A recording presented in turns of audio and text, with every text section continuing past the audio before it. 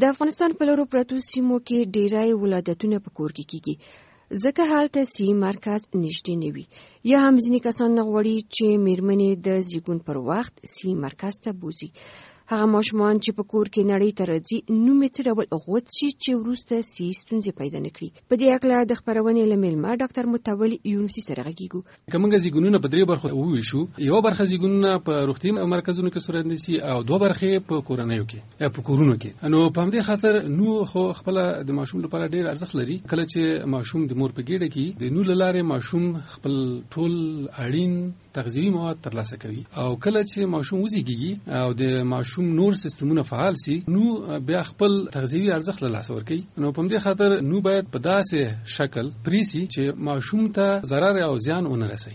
معمولا تاسو په روغتون کې له څه ډول ماشومان سره مخ شوي چې د دوی هغه نوم په غلط ډول سره پریسوي د بیا کوم ناروغي سره دوی مخ شوي دي؟ نو چې د نو لارې ډېرې میکروبونه کېدای شي د نوې زیږیدلي ماشوم بدن ته داخل سي. نو په روغتونونو کې موږ وینو چې دغه د نو پرې کول په سمه توګه صورت نه نیولای، یعنی په کورونو کې حتی د ځینو کم روزل سو روغتیایي کارکونکو لخوانه چې کچیرته دا په سمه توګه نه پرېسوي یا ډېر وګ پرېسوي یا په داسې وسایلو باندې چې په میکروبونو ککړو پرېسوي، نو د هغې لارې میکروبونه د ماشوم بدن ته داخل سوي او ماشوم وینه میکروبي سوي او بالاخره د ماشوم مړینې سبب کیږي. تاسې که داسې ژوندی مثال راته ووایئ کله چې ماشوم یې تاسو ته راوړی ده څه رقم یې نور ته غوڅ کړی وه او بیا له کومو ستونزو سره دی مخ وه؟ ما خپله په خپلو سترګو لیدلي چې د ماشوم د نامه په غوټۍ باندې داسې شیان یې پیښي دي لکه رانجې پې وهلي دي، مثلا واسلین یا تیل یا غوړي له تورکو سره دغه د ایرو سره د دې شیانو سره یې ګډ کړي په نامه ورته وهلي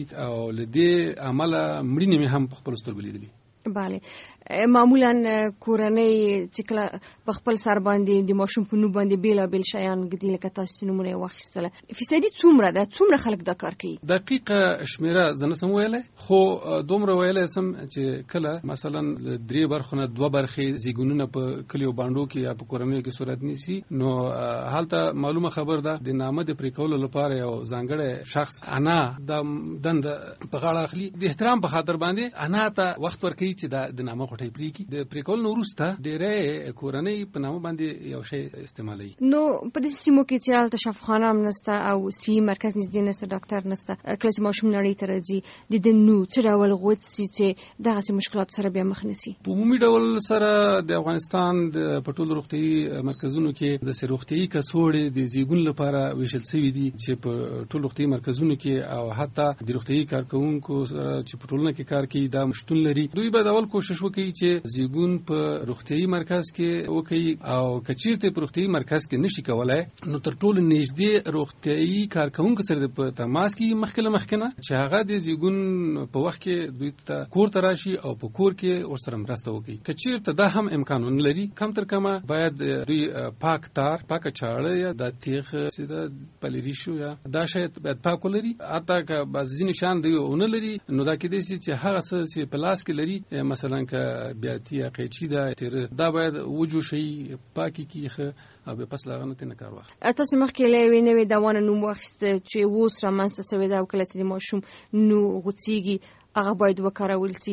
که دغه دوا په اړه معلومات راکړئ. د عامه روغتیا وزارت داسې یو درمل په خپلو روغتیایي کلینیکونو کې دود کړی ده چې هغه کلوریکزیدین نومیږي چې هم په مایع ډول سره شتون لري او طبابت په بازار کې دا په شکل د ملهم هم پیدا کیږي، خو په افغانستان کې د هغه مایع شکل استعمالیږي چې اوس شتون لري. قیمت یې څنګه ده؟ یاره کورنۍ کولی سي چې دا واخلي؟ دغه کلوریکزیدین چې د اول خو مجاني یا وړیا په ټولو روغتي مرکزونو کې د خلکو په واکه ورکول کیږي او د دې بیا هم که چیرته موږ په نړیوال بازار ته وګورو بیا له 15 افغانۍ نیولې بیا 30 افغانۍ پورې مختلفې کمپنۍ مختلف نرخونه لري، خو دا اوس په وړیا توګه د عامه روغتیا وزارت لخوا په ټولو روغتي مرکزونو کې شتون لري. کورنۍ څه ډول دینه کار واخلي؟ یعنی کارول اسانه دي ورته؟ ته کارول بیخي د دې اسانه خبره ده. د مایع په شکل ده. کله چې ماشوم وزیږي په ځانګړي توګه په داسې شرایطو کې چې هلته حفظ الصحه کمزوري وي، نو کله چې ماشوم وزیږي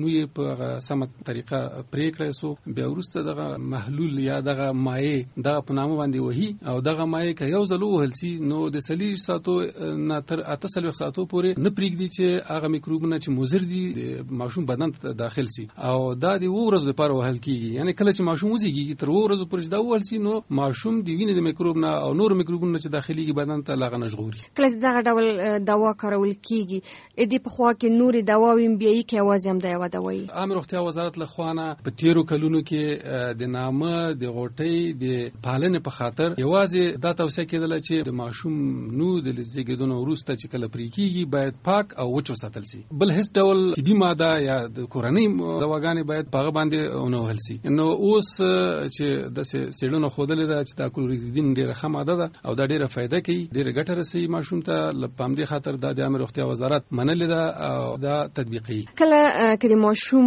نو میکروب اخلي دا څه ډول نښې لري چې کورنۍ بیا خپل ماشوم روغتون ته یوسي؟ د ماشوم نو چې کله مثلا میکروبي سي په هغه د نو په داخل کې د سلګ زوی ولري یا سورواله ولري چې دغه زوی او سورواله دا کې د سي د روغتيي کارکونکو لخوانه او یا د کورنۍ لخوانه په کور کې تر درملنه لاندې ونیول سي. خو کچیرته د ماشوم د نو سورواله پراخ سي او د نامه شاوخوا پوستکی ته یعنی د ګېډې یا د نس پوستکی ته انتشار وکړي، یعنی د خپور سي سورواله بيخي زیات سي، دغه سورواله ډېر خطرناک ده.